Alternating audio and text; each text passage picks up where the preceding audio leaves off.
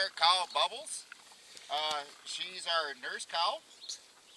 The other day we noticed, for some strange reason, she was pushing stuff. She would have her head to the ground. It was either a pole or a small rock or just a piece of frozen manure, and she was pushing on it. And I sent a video of it to the vet, what she was doing. I'll take that video and put it on this video here. Okay, that's perfect. Yeah. It's just a short little clip of what she was doing.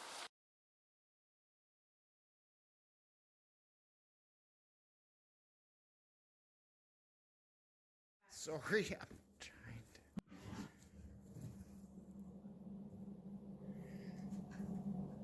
She's pushing into the beam.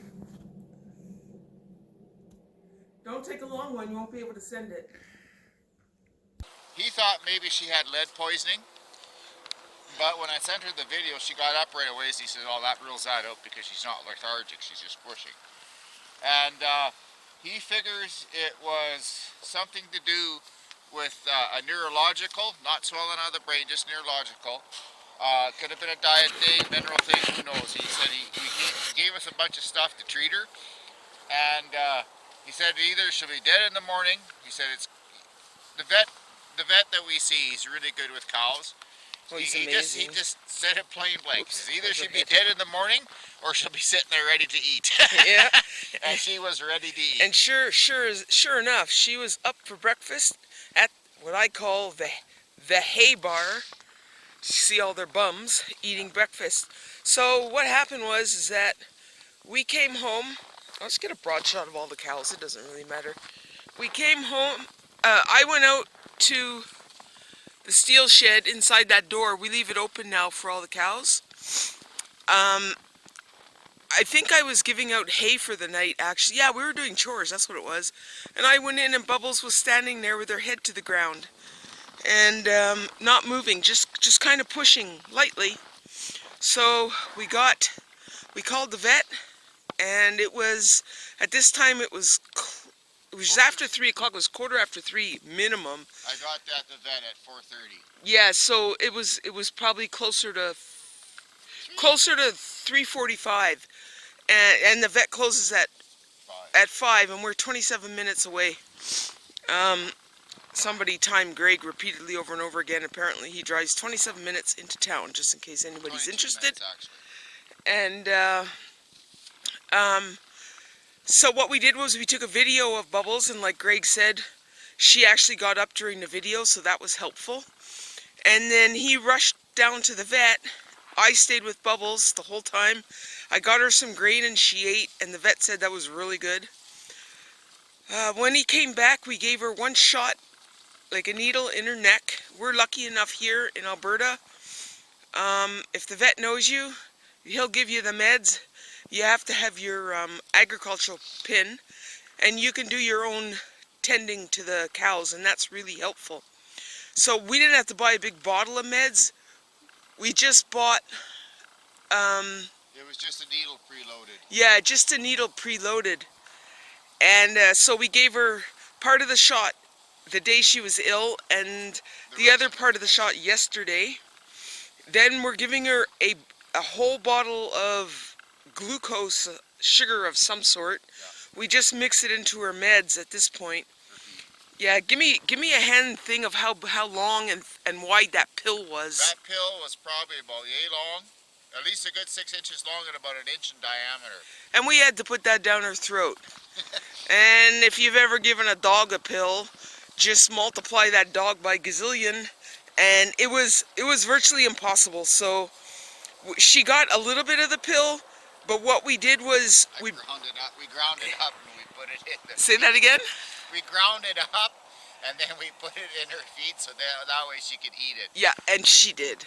So she's getting her mineral. Oh yeah, then we had that tube of stuff that you use for milk fever that I also gave her. Yeah, and I'll take a picture of that tube and just put it up there. Yeah. It's a big long tube, and you just shove something in the back and push, and the stuff just squirts right out. So we gave her that. That goes down her throat.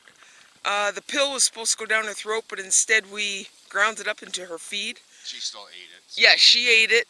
And the sugar, that glucose mixture, we just stir it into her feed. so we don't have to worry about tubing her or getting it down her throat. And we're giving her magnesium as well. All the cows now get magnesium. They do get their magnesium ration. Yeah. And if you remember, just a quick note, Bubbles was always the one, she was always in that corral there. Last winter we had her in the building with the flat part. You can't really see it. We call it the calf shed. She was in there because she has a hard time to walk. We got the vet out September to do, well, we did all the hoofs, just a one-timer, and she walked so well after that that she now lives with the herd as part of the herd, and that's just wonderful. The hoof guy's coming back in probably yeah, April, May, and then we're going to get the hooves done again. And what he's working on, and why it's going to take 3 to 4 shots for him to come back, is because he's working on getting all their angles correctly. None of their angles are right. A cow, where are we? I can't do it. A cow needs to be walking on there. It's hard to show. It's supposed to be walking on this part of the hoof, and see, she's walking on that one, on the back of that one. Yeah. This is proper, that's improper. Well, that one you see needs a bit more. Yeah. Look at Jackson. Jackson's hoof right there. That's pretty darn good. That's a good hoof, and they need to be up like that. So we figure when the vet comes back, not the vet, why do I keep saying the vet? I don't know. When the hoof guy comes back, she'll be walking even better.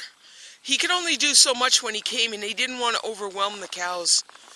So when he comes back, we figure that Bubbles, will be grazing next year with the other cows, and we won't have to feed her separately. So a lot of happy times on the farm, and as you can see, Bubbles bounced back from her health scare.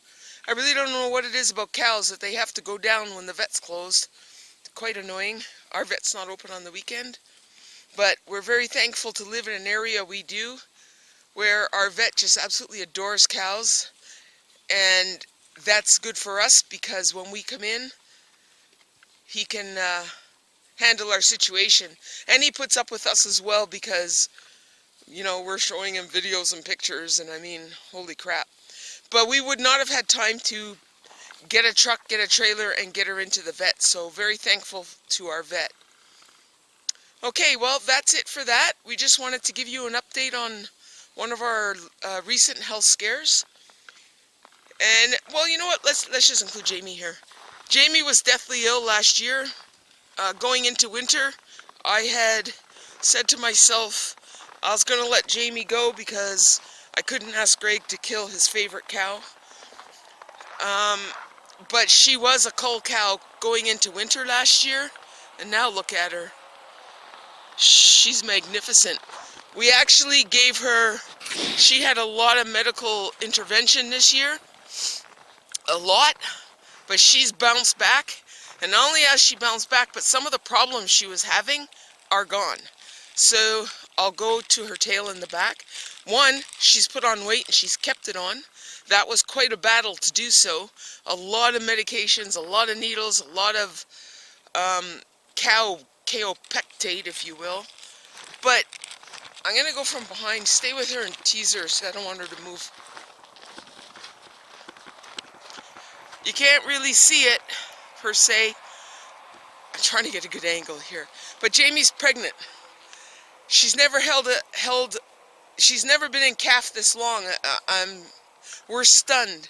And not only that, but her little saggy baggy udder, no abscesses on her udder. So when Jamie used to get pregnant, she'd get abscesses all over her udder. Yep. And nothing of the sort has happened. And the other thing, oh yeah, you go. Her tail hair is growing. Always used to be right there. That's how it used to grow. Yeah. So this is all new growth. We never seen her tail that long. Yeah. So hopefully next year, by the end of summer or whatever, she'll have a good sized tail on her. So we're not sure she's going to carry or not, but we're all excited. She, excuse me, the whole time she was sick, we've never seen this cow go into heat. Never.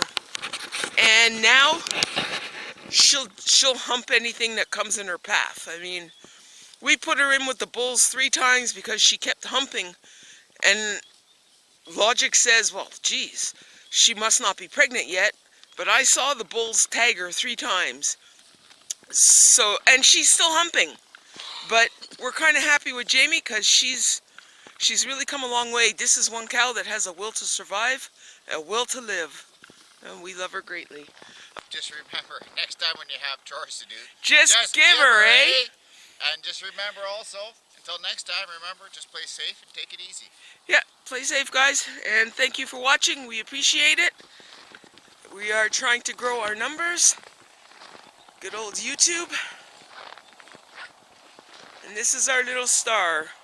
Her only problem is she was with her crazy mother for a month. So we've had to do a lot of work with her to tame her, even just to let us touch her. And she's coming along great.